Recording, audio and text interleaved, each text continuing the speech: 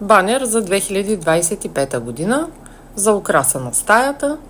Харесаха ми подобни и исках да пробвам и аз да си направя с елементи от Canva.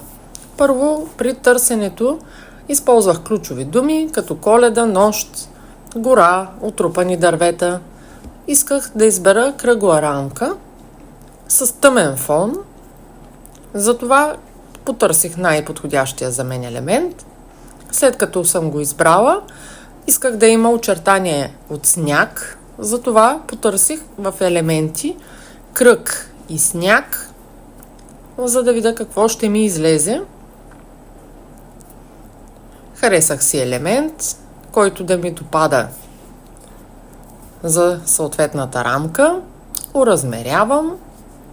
Другото, което правя е чрез редактиране да сложа ефект сенки и там си избрах очертание, като исках очертанието да е много тъничко, колкото да изпъква елемента, неговите очертания, а не да е така с груба рамка. След това, ако се налага, пак уразмерявам, нагласям го според основата, така че да не се вижда самата основа.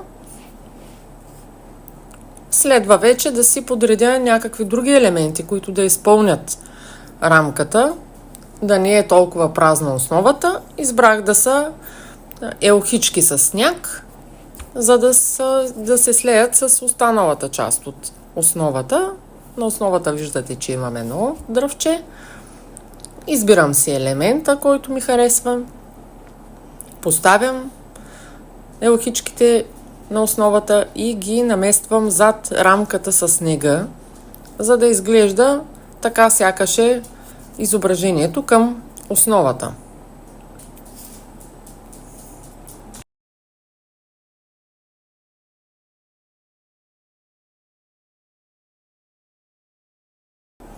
От една Facebook група си харесах цифрите, които ще използвам. Махнах фона на самото изображение.